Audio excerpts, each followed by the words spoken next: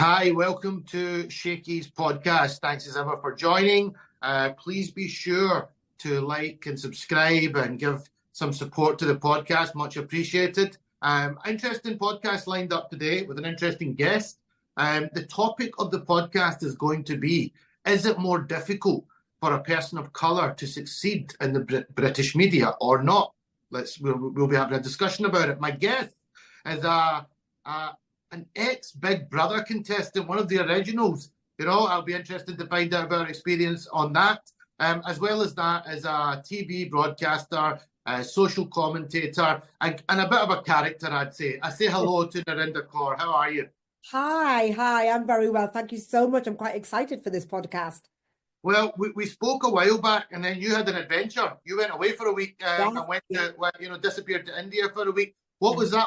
How was that for you? How was that experience? You know what? It was amazing. And I think it's the fourth or fifth time I've been, but it was the first time in my life that I actually didn't want to come back. And I appreciate I'm talking as a holiday maker and not as a person who lives there. But actually, I think I'm 52 years old, and it's a sad realization, but I've come to some kind of realization that that's my home. I don't feel like a foreigner there. And this was the weird thing, was on the aeroplane before we landed, I had to fill in a form and it said foreigner. And I thought, wow, my parents were born in India. I'm Indian, but I'm landing in India as a foreigner. And I felt a bit, I don't know, robbed. I felt robbed of a future I could have had. Interesting. That's very interesting. Yeah, I can see where you're coming from, but from your accent as well, Narinder, you're very much I know, British. But can you tell me a bit about your background? You've obviously touched on the fact that your parents are from India, so that's your roots. So, I've got a father that's from Pakistan, so that's my roots. But your upbringing in general, tell me a bit about it and how what was for you growing up here. So my parents came over, my dad came over, settled in West Bromwich where he worked in the steel foundries. So a large part of Punjab, the Punjabi community in Punjab, were invited over by this government to come and, do the work that Brits wouldn't do. And the irony is that's still the case today, except they make it so much more difficult. Then they were invited over. So my dad came over with my uncles and worked for a couple of years. Then my mum and my other brothers and sisters came over and we bought a shop in Newcastle. So hence the Geordie accent. Kind of, I go in and out of the Geordie accent. But and I grew up in Newcastle, and it was a really, really difficult upbringing. And I know Geordies don't want to hear this. And they hate it when I say, actually, I suffered from a huge amount of racism growing up. And I mean, from the ages of 7, it got worse in high school, where I was constantly called the P word every single day. I can't even, and it affects you. It really does, and I think I got to 12, 13. And I remember, I'm actually ashamed to even say this. And I feel so embarrassed at my 12-year-old self. I remember trying to bleach my skin to be white because to fit in. I was either 10, 11, 12, I can't remember, but like scrubbing so I'd be white because I didn't want to be brown. I didn't want to be called names a second longer. It had to stop, and I didn't know how to stop it. And I tried everything to be more English and literally deny myself my background. And I remember my dad or mum, if they picked me up from school, and my mum used to wear an Indian suit, I die of embarrassment because I knew that then I was going to be bullied the next day. Your mum's a P, your dad's a P. Oh my God, did you look at what your mum was wearing? Loads of stories like that. And I look back now, as an older woman and with kids myself, and think, I know I shouldn't blame myself because of everything I went through, but I look back and think, I was never accepted then. And guess what? This is the tragedy. That was tragedy enough. I'm still not accepted. And worse than that, I can't see my kids being accepted. I worry my son's CV is going to go to some company and they're going to look at that name and his CV is going to go to the bottom. That's my worry. We're just not, I can't see how we're ever going to be accepted. So I've got a lot that I can relate to you on. Born and bred in Glasgow. Geordies, Scottish. If anything, we're quite Northerners, quite similar. I find, but it's the same in Glasgow. Although Glasgow is seen as quite a welcoming and friendly city, all those experiences that you just talked about, I've had I had comments in school like, have you not had a wash today? Because stuff like that. That's like when you look back now, you think that was like extreme racism. The P word, obviously, a massive. It's funny how we kind of accepted it. But the other point I have to put out, just to give the Geordies a bit of credit, the one thing that I can, because you've got to take a positive from it. So the positive I take is actually they gave me a personality. So when you're from, like, you're Scottish, I'm a Well, Geordie. I was to say I still feel very Glaswegian. I'm sure you Yes. still be. So you clearly are still part of something, but the sad part is not to some of that community. And there's good people and all. This is the thing that's important. You can't label a certain type of people just because somebody's from that background. They're all like that. Yeah, so you can't live in your community. But so I do. I think you're right. A lot of it exists from our childhood, but the shop as well. Now, I had family that had shop. We didn't actually have a shop indirectly in our family, but I had extended family who had a shop, and a lot of the racism came. You had some amazing customers who were like family to you, but then you still had the racism. Like, you'd always hear racial slurs in the shops at some point or another. Yes, of course.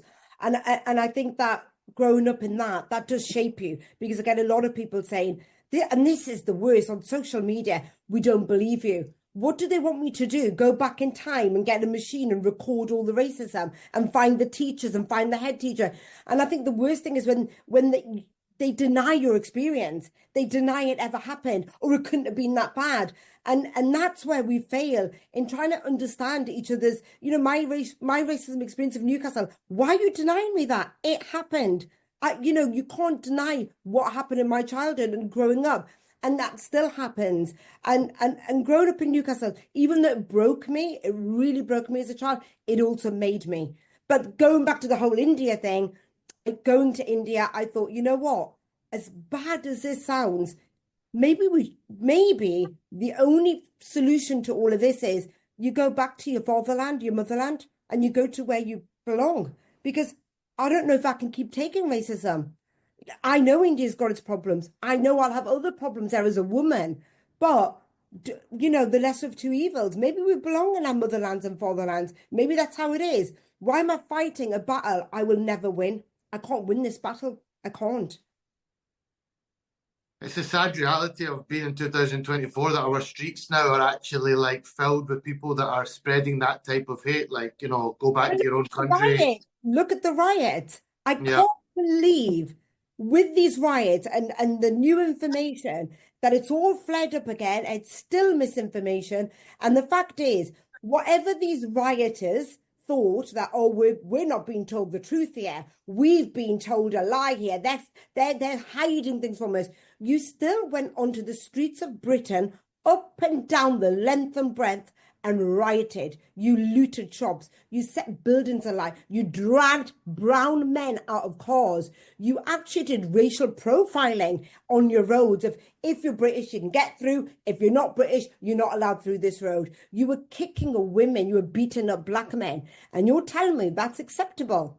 That's just happened a few months ago. That's the Britain, that's a reality of what I'm bringing my kids into. How is that still happening? I remember the riots back in the 70s, the riots back in the 80s, the riots back in the 90s, and we're still there. We're still there.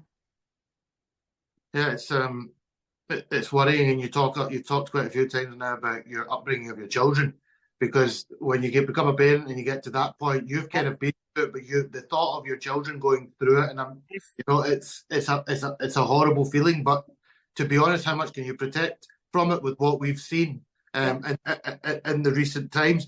Yeah. Let me talk to you a bit more now about kind of your career path and how that kind of has unfolded and how you found that as a woman of colour. And that's kind of, how did you end up getting into these spaces? Big Brother, for instance, how did these things come about? Just give me a little bit of an insight into that journey. So the Big Brother, Big Brother's obviously where it all started. And then that was 23 years ago? 24, I can't remember now. Yeah, 23 years ago, 24 years ago. And I remember I wanted to be a presenter. I was an actress, and I thought I could never get in. Again, it was a case back then, you sent a little CV. I could never get in because you know, that I don't know where they could have seen a brown woman. Where can we place her? And I've got a story about that. Anyway, Big Brother comes on the screens, and I'm thinking, should I apply for that? I mean, it looked dreadful. I mean, you've really got to be out there for that kind of program. But I applied, and by some miracle got in. And this is where Britain wasn't ready for a brown woman who was so loud, had so many opinions, and just was not what they kind of put you in a box. So Indian women up until that point in 2001 were quiet. We were subservient. And even brown people, we just, you know, kept away, and we did what we were told. And suddenly they saw me, and there I was, you know, drinking, wearing a bikini, loud, singing. I mean, that was the Geordie in me, but they couldn't handle. Hang on a minute, we don't know where to place this woman. This isn't how we see Indian women. And it was a shock. In terms of the media, and this is the thing, Big Brother is voted by British public. And what I've realised about the British public is actually, by and large, they don't care about the colour of your skin. Because if you're in a reality TV show, if you're a dick, you're a dick. They're going to vote you out. If you're purple with yellow spots, or if you're black with white spots, they're going to vote you out. They really don't see colour. And that's what I realised. However, the media, I remember coming out the Big Brother house, and obviously that's why I did Big Brother. I wanted to do presenting. I wanted to, and I applied ITV, BBC, Channel 4, all of them. And every single one said, you need to go to Asian channels. One said, this is a head of a major channel, said, we don't know where to place you, because actually we can't put Indians in light entertainment. Our audiences are only used to seeing them reading the news or the weather. So unless you retrain as a journalist, we can put you in maybe a news section.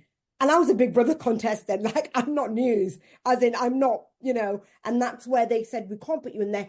Why don't you try BBC Asia Network? Why don't you try ZTV? And guess what my own community did? So then I can't even blame, you know, Caucasian channels on racism. My own were also terrible to me. So then you had BBC Asia Network, all these other channels who said, well, you're a little bit too out there for us. You don't really fit into us either. So I fitted in nowhere. So Indian channels didn't want me because I was too out there. And mainstream media, they couldn't fit me in anywhere because I was meant to be quiet and a newsreader. I couldn't be light entertainment. So it was very difficult. And also, I remember one head of a channel, I'll never forget this, because it was 2001. And what happened in 2001? 2 weeks after I was evicted, 9/11. And he said, we cannot touch brown people right now. You are a massive risk, and we will be in a lot of trouble if we employ you on any of our channels right now. As if Bin Laden was my dad. I mean, can you believe that? People, you know what they'll say, Kasim? They'll say you're lying. But this is all truth. Well, I don't dispute what you're saying from my own experience recently with the BBC, where you know, I've been quite vocal on my stance on what's going on in the Middle East. And you know, I was smeared as something which was not the case, but it's the way the media. What did they say? Well, how did they? Well, you know, I compared world leaders to Hitler. There's some of them from what's going on in the Middle East, i.e.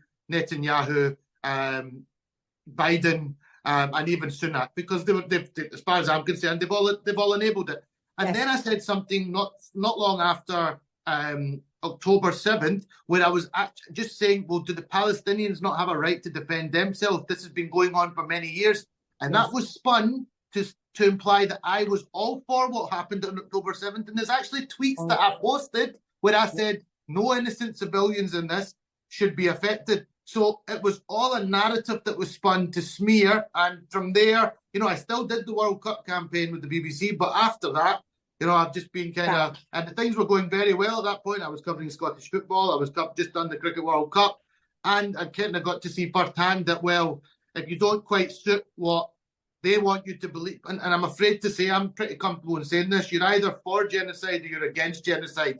And I know what side I sit on that. Well, that's a totally different topic, and we can agree on that. But the scary thing is here that from your experiences, what you've just told me, the BBC right now, that actually, because of the colour of your skin, because of your religious beliefs, you've been punished. You're not allowed to have an opinion. And I know there's a lot of BBC people who really aren't allowed to give their opinion. But because you're so close to home and that's your religion and that's your, and because you're brown, I think you were punished. And I think that's really dangerous ground, because you should be entitled to your opinion. It's got nothing to do with the sports or the cricket. So it's very separate. It didn't disqualify your experience of what you could have been giving to the BBC. You were talking about your cricket, you can talk about your football, everything. We need your experience. We needed your face. We need that on our screens. But one tweet or whatever you wrote, personal, what you felt in your heart, and that's it, you were cancelled out or pushed out. That's really wrong. And in my experience in TV, 24 years now of being pushed in, pushed out, pushed in, pushed out. Brown people in the media, we have to jump through so many hoops of fire. And I know all my other colleagues do too. My white brothers and sisters, my black brothers and sisters, we all have to jump through these hoops of fire. But with the current climate, I think any person of colour, you know what, I'm sick of having to jump through this, be seen as, oh God, you need to be quiet, I'll be quiet. Oh, you need to be this and be this. I'm actually fed up with it, because why are we having to do this? And I'm 10 years behind in my career. I am 10 to 15 years behind any other Big Brother contestant that would have started back 23 years ago. And I'm still just a panelist. How can that be? Yeah, so my next question is challenges that you face. So you've said 23 years of experience. That's a lot. That's a long term of experience of seeing how the game works, understanding it. And I've seen you doing things, but getting to know you as well and speaking to you about it, you've always said you've never just felt like you've got that role and you're comfortable and you can just get in that space and enjoy being in that moment. It always seems like you're in and out. Is that accurate to say? That's accurate to say, and I think you hit it better. What you said just initially before that is that I'm always having to be something and I know that people are going to argue, well, that's everyone in the media, but it's not. As an Indian woman, why is it 23, 24 years later, I'm still so far behind everyone else? Why am I having to fight so much harder? Why is it when I make one mistake, or any of my other, I know other brown women in this industry, I can't name their names, and actually they've been cancelled. I've been cancelled because of my opinions on Palestine. I've been cancelled. Why are we cancelled? Why? Because we're brown. Why are we cancelled because we had an opinion on Palestine? That doesn't make sense. But a white person, they can have an opinion on it, and actually they get to stay on TV. They're allowed. But we are so cancelable, if that's a word. We are so disposable. Brown people in the media, we're disposable. Boom, you're gone. Boom, we'll get you back in, maybe. Or you put one tiny foot wrong, you're over. So you're like walking on eggshells. And then you could argue, you may say to me, well, then why carry on in this game? Why? And I'll have to say to that, it's in my blood and I won't stop. I can't stop. I will have to prove people wrong, because it's not. Well, that's probably what your passion was, and that's what you wanted to do with your life, and that's what you've been good at, and that's why you go into that space. You shouldn't have to justify that as why that. But that brings me to my next thing. So on social media, etc., people like us that raise our voice about such things, and your strong opinion, I follow you on social media. You're a strong, opinionated woman. You say it as you don't mince your words. I think you've got to that point as well after all the experiences you're talking about. But you get labelled, she's a race baiter. Yes. She does it all because of race. And it's all there's race baiting again. I've seen the level of trolling that you get for doing that. That can become exhausting. Don't think people understand that. Is that something you really wish you had to do? We don't wish to have to do that, but because it's reality, you're either expected to keep quiet and sit in the corner, like you say, so be complicit and well behaved and not stand for anything you believe in, or if you do speak up, you're a race baiter. So where are you meant to go? Because the stuff you're talking about is true, it's factually correct. Any person of colour that says it's not the case, I think is lying. I think you raised some important points there, and the thing is, I've never known which space I'm meant to be in, because the trolling is horrific. But this is actually the sad part. I've got friends, I've got so many people saying, how do you put up with it? How do you put up with it? Oh my God, it's terrible. I'm so used to abuse that it's actually water for ducks back. I'm so used to it. 23 years of after Big Brother. And back then, there wasn't social media, thank goodness, but there was the newspapers. So I was abusing the papers every single day. I'd dread opening that newspaper, and I'd get people calling me saying, oh, have you seen page 7 of the Sun? Oh, have you seen page 32? Have you seen this page? And I didn't, it was like, and it was another nasty, horrible story about me. And it was always picking on me. So I'm used to trolling. And that's actually sad, because any other person would break. But because I'm so used to abuse, this is just like, yeah, it's fine. And the race beta, going back to that, that never bothers me, because that's just a weapon used by, it's a weapon used by racists to try and silence us. You're trying to silence our experiences of racism or what we're trying to talk about. But that I will carry on talking about it, but it falls on deaf ears. It just falls on deaf ears. They don't want to know. They don't care, because they haven't experienced it. Until you've experienced something, you don't care. They don't care. They watch videos of what's going on in Gaza, and it's normalized. No one cares anymore. The horrific images and videos we are seeing in Gaza, no one cares. And it's so disgusting. It's normalized. People are like this. Oh, another child. Oh, look at that hanging from the balcony. Oh, look at that. Oh, well. Oh, well. Oh, gosh. Oh, 1 pence off a beer. Oh, goodness me. Oh, God. Pensioners aren't going to get their winter fuel allowance. Meanwhile, thousands of kids being slaughtered in Gaza. No one gives a shit. And it's disgusting. They don't care about that. Why are they going to care about my racism? They're not. We don't matter. We don't matter. You talk about the whole kind of they tried to do that to kind of gaslight and did you know that's not real. It's not real. They tried to get into your head, and I think it's very brave that you've become kind of to that point where you're kind of bulletproof to it now, where you're just like, yeah, you know what, but you wouldn't want your kids to be in that situation. You wouldn't want family. You don't know. I mean, look at some of the horrific things that social media abuse have led to. There's TV personalities that have probably lost their lives because of it. It can take people really, really, really far. So you're talking about it like it's kind of normal, but it's not normal. No, you're right. It's completely not normal. I get death threats. I get all kinds of, but then the other thing, it's not normal and it's not acceptable. Police have had to be involved a few times. Again, people will say, well, why do you put yourself through that? But, it's just, I've got this mission in life. But the other thing to say is that actually there's also a lot of love. And I know Twitter is this cesspit of, nastiness, but I've learned, it took me a lot of hard lessons after Big Brother and sitting in that bed, not getting out of that bed, crying because of the hate I'd get, to learn actually there's also love. Focus on the lovely fan mail you're getting. Focus on the people who are, in your corner. They're shouting for you. They're willing you to do better. So I've learned, and it's a lot of skill to actually, there's people out there rooting for me. There's people rooting for me, and I'm their voice. And if I've got to, take the hit, I take the hits. But going back to brown voices in the media, we can't win. You are either having to be subdued and silent and be some kind of like, oh, aren't you great at being, your makeup or, wearing fashion? Or if you're a little bit political or have a bit of opinion about children being slaughtered in Gaza, doom. And that I can't get my head around.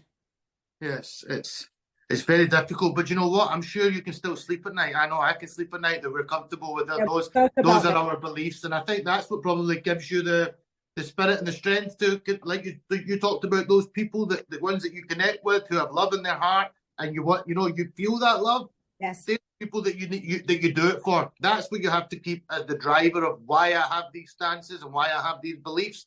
Yes. I just have to be comfortable with that. And those people out there that are spreading hate, maybe one day, even people that spread hate, if they continue to see things in front of them, sometimes they can change their opinion. It can happen from time to time. Yeah, it can. And actually, that's the other, if you can talk about the disadvantages of social media. Sometimes social media and Twitter, it teaches me. Sometimes someone will tweet me something, and I think, oh, actually, I hadn't thought of it like that. And you can. And I think that's what we should be doing, is having some ability to be able to get the person to see our point of view. But it has to be done through some kind of, I don't know, it's a real skill to be able to say, hang on a minute. And some people do it. They'll be, Narinder, I know you believe this, but have you thought about this? And I think, actually, I can see their opinion there. I can see where they're coming from. So there is some advantage to social media as well. Of course, something we've talked very passionately about in this podcast has been Gaza. If it wasn't for social media, would the media have shown us to the level of what we've seen? And I think that's where it's turned for Gaza this time around, because obviously we know it all started before October the 7th, but people didn't really know. And I think it's because of social media that people's eyes have been opened, certainly mine as well. And to think, oh, hang on a minute, this is what's going on. We knew something was going on, but social media has exposed the horror of what's going on. But again, people, just because I stand up for, human life, I happen to be brown, they automatically think I'm Muslim. You don't have to be Muslim to have a heart of what's going on in Gaza. You have to be human. Yeah, humanity. It's based on humanity. If it was a Christian child, a Hindu child, a Sikh child, whatever religion it was, I would be feeling the same way. No innocent children should be getting slaughtered like this. By the way, brings me on. Are you celebrating? You're celebrating Diwali? Happy Diwali to you. Yeah, Diwali is today, but we're Sikhs, so it is today, but we're celebrating tomorrow. So our Gurdwara is actually doing their program tomorrow, so we'll do tomorrow, which leaves me to do Halloween today. So I'll be doing Halloween. Halloween today. I've just dressed up as Rachel Reeves. I'm just in Rachel Reeves. So just to quickly give me a quick, what would your day be like for tomorrow? Oh, for Diwali, okay, yeah. So it'll be you can go in the morning to go for the morning prayers, but it'll be a lot of cooking, cleaning, loads of food, very much like your Eid. And then you'll go to... It sounds like the same, very similar. You've got to tidy everything before, you'll do all your food before, and obviously you want a nice clean house, get everything, and then you put your candles on, then you'll go to the temple and put a candle on there, and it's all about food and family coming around. But we don't really have much family, to be honest. I've lost quite a lot of members of our family, so it is actually just us. But that's why going to the Gurdwara helps, because it's community. And this is where community is so important. Going to your local temple or mosque, that's where you see everyone. It's so important. Otherwise, you lose your roots.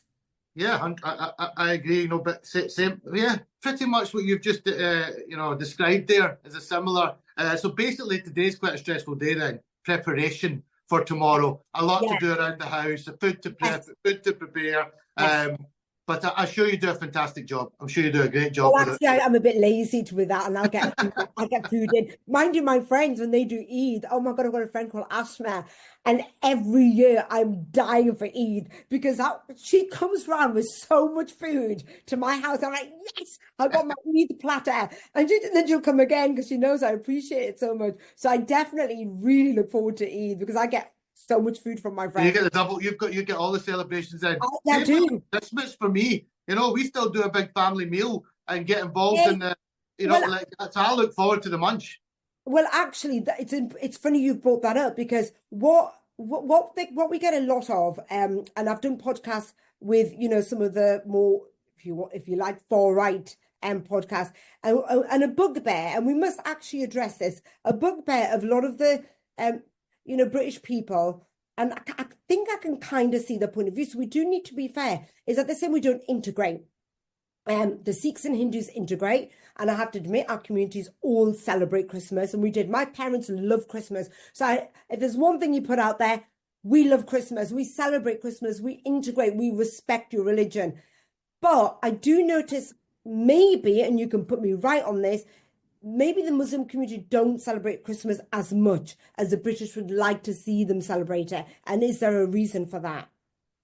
That's an interesting question. So actually, I grew up in a mixed race household. So that's probably why I'm probably so my mum is a convert and became a Muslim from very young. So we just kind of got, we don't do. There's one thing kind of getting involved in the celebration, and there's one thing, people seeing it like you're actually celebrating what they religiously believe. Well, that's not the case. The Christians have their belief, Muslims have their belief, Hindus, Sikhs have their belief. But from a festive point of view, we've always kind of just had a nice family meal. You go to the shop for the festive season, the lights come on in Glasgow. We love it. I would say, maybe it's kind of a taboo that's seen that. But over the last couple of years, I see a lot of the Muslim community as well out and enjoying the Christmas market and whatnot. It's one thing, but then I think some people in extreme views in religion will say, how dare they celebrate something? And that happens in every kind of faith. That you know, there's one thing going into church and believing in. No, we don't. Yeah, we don't do. No Sikh or Hindu would go into a church and do that. We just take the good bits. We'll do the food. And like the valley and everything. You know, like if I see people celebrating, or it's just it's a cultural thing. It's learning about other cultures. I don't think if we all want to be inclusive, then everybody has to. But yeah. We have to accept Diwali. Wish somebody a happy Diwali. Wish people, Eid Mubarak. It's just, I don't know, it's such a simple thing. It's just, common decency just to say to someone Eid Mubarak. Doesn't mean anything. I think a lot of this has got to do, Narinder, with what you were brought up in your home, though. Yeah. I mean, we're seeing people in the streets just now singing certain songs, that are very, very derogatory towards a faith. And you think to yourself, my parents would, if I had ever been heard saying something against any faith growing up, I would have been, I was taught to have that love and respect towards anybody. But I think it comes from the parents are teaching a certain viewpoint, then this is where it kind of snowball effect happens. Yes, of course, definitely. I mean, I'm like you, my parents actually loved Britain. They loved Christmas. They loved the royal family. And I get a lot of my trollers saying, well, why are you like that about the royal family? And this is another thing. My parents came over, other parents came over, it was just keep your head down, shut up. If they're calling you names, just keep your head down, shut up and do your work. And that was that generation. But the second generation, me, then the third generation, we were born here. We're educated. And actually, that's what happened during colonization. The truth of everything is coming out now. We don't need to be subservient. I don't need to be. I wasn't invited to this country. I was born in this country. I'm allowed to have an opinion. Why am I not allowed to have an opinion when as soon as I say anything, any criticism of Britain, they come down on me strong? Why have you got this opinion, Britain? Why shouldn't I? I'm a British citizen. But in their minds, they don't see me as a British citizen. They see me as a brown person criticizing their country. From speaking out in cricket and on institutional racism, I know probably the elders in my family would have had the opinion of, don't rock the boat, don't rock the boat. And yeah, I totally can relate to what you're saying. When you're born here and you've grown up here, you've just got the same equal rights as everybody else. Did you experience racism in cricket? Tell me your story. I didn't know. It's just based on an experience of how we felt. We were treated. Myself and one other whistleblower were the two that spoke out. Myself and Majid Haq. It was off the back of what the Azim Rafiq stuff at Yorkshire, and there was a review carried out. Sport Scotland instigated a review that was carried out by an organisation called Plan for Sport that found Cricket Scotland and deemed them to be institutionally racist. And then followed the last 2 years is just everything that you've talked about on this podcast, that it's just all me and Majid's fault and it's all this personal vendetta. There was people that spoke and gave evidence to this, plenty of people that, it's not just off the back of two people, but yes, there's this just campaign of it's all down to these two people. They've done this, same with Azim. That he's the reason that cricket's got a racism problem. It's nonsense, but it's just come to the territory now. The stuff you're talking about, the trolling and stuff, you just become like, oh, there's another troll. Move on. Yeah. So the experiences you had, and they were proven to be. So did this go to court? Did this go to? No, this was a independent review that was carried out. Oh, and did you win? Did they say that there was? The case was deemed, we were vindicated when the report came out. Wow. What we had spoken and what we said was, because our main thing was we always felt we were treated differently as people of colour, and we were. So we were. And the review was carried out, and that's what was. But yes, there's still the people up then. The fact that the review was carried out, they said actually yes, you are telling the truth. Didn't that shut people up, or people? I thought. Personally, when the report came out, here's the naivety in me a little bit. I was like, let's all come together. We've had this, it's all about taking, we can see that these issues exist and it'll get better now. And really, it's not been the case. Yeah, it feels like, the whole subject now, you can just sense the fragility on these subjects. They just can't bring themselves to take the accountability that these things have happened. It's been very difficult. Yeah, so with the other guy who's brought the book out as well. Azim. That's Azim, and he is for just having that courage to speak out, but he's being punished. You're punished for actually speaking out. Big time. But you've talked about this as well. When you've got certain beliefs, you see the patterns that start to unfold. But definitely punished, and that comes back to the start of this podcast. Yes, it is more difficult to succeed in British media if you're a person of colour, but not just in the media space, in other spaces as well. Well, yeah, and that's just it. It's not just media, it's in sports. It's in every kind of company that is in Britain today. That actually, in terms of diversity, and this is another thing, DEI, you'll have everyone saying, oh, we don't need a best person for the job. And it's so dumb. I can't bear the best person for the job, because the fact is, brown and black people, women, disabled people don't even get their CV shown. They could be the best person for the job, but actually they're not getting seen. The whole point of DEI, and it's so simple, is to get the best people for the job actually get seen, because they're not. Their CVs are being ignored. They're ignored when it comes to promotion. And the fact is, you're not getting the best people for the job. You're getting white class middlemen all at that board level who are actually making the same decisions, coming up with the same solutions. And you need diversity, because diversity is shown to succeed. But no one understands this DEI. They just think, oh, the best person for the job, and that just happens to be a white person. Oh no! Now the label is. Now people just don't label it like, so you're called a race baiter, or that's a DEI hire. That's the term that's used now. Or they're just hired because of the DEI. Women in football commentators has been a big thing that's been attacked in recent times. DEI hire, it's a DEI hire. Okay, so how what can we do as our part? Like we don't want to just be seen as people who challenge it, but I've not mastered it. I thought over the last couple of years there would be changes that I would see, but it's really difficult, and it comes back to how what's the how part? How do we do it to finish with this? I don't know. You think I should know. It's been 24 years for me being in the media, and I've tried everything, and I don't know the how. The only how, the louder we speak, the more noise we make, the bigger they get in denying our experiences and denying and telling you to shut up and stop whinging.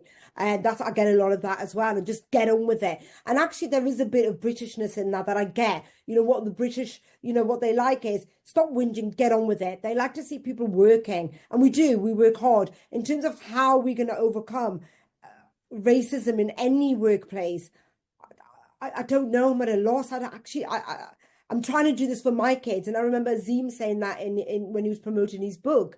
And I'm doing this for my kids. I don't want my kids to experience what I've experienced. Yeah. And he said that, and that's touched such a chord with me, because that's why I do it. I don't want my daughter to go through what I did, or my son to go through, or anyone's children.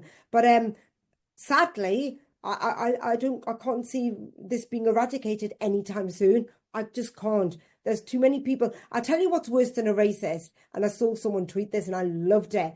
One thing worse than a racist is a racist denier. It's the people denying it. The racist deniers are really, difficult. They're the ones who take a racist. I don't even block racists. I actually block the people I block are more the sinister ones, and they're not really tend to be racist. They tend to be more the ones. Gaslight. They like to gaslight and they write nasty little things. I just think, you're blocked. I don't even block the racists, because I kind of, I can understand sometimes where they're coming from, and I think it's just a name, and again, I accept it. But the ones who really bring racism from, we're fighting it. What brings it right back down there? The racist denier. Didn't happen, won't happen, it doesn't exist. You are the ones who are the problem in British society, not the racists. But the racists are probably the racist deniers too. But I think that it's them, the people who deny your experience, my experience, all of our experiences, we're making it up. And I can't see any way of this how that you've asked me. I can't. It's sad. But you're still going to keep fighting, because you're and because that there's no other way. That should protect you. And I echo what you said there about what the words of Azim in the book, and what you're feeling at, and the press conference that came out. I said the same thing. This is not about me now. I'm not going to go back on a play for Scotland. My time is gone. But I want to know that the future of the people of colours, minorities coming through is different to what it's been like for us. Can I say with full confidence now that's going to be the case? I thought it was going to be. I still hope it will, but at the moment I can't say 100% with confidence, and that's the sad part. And I guess that means we have to just keep going. We've got to keep fighting. Keep going on these matters. Narinder, Kaur, it's been good. It's been we've gone into a few subjects. Is there anything we've missed? I feel like, have we missed anything? I don't think so. No? Sometimes Okay. our best being we could probably natter for about another hour. We could easily do that. But I think we've touched on some really powerful things. That there's definitely a difference of treatment and scrutiny when you're from a minority and you're trying to make it into different spaces. And a lot of what you've talked about kind of matches my sporting experience. And then obviously I've had a lot less experience than yourself in the media space, but my early route into it has been one of, oh my God, bloody hell.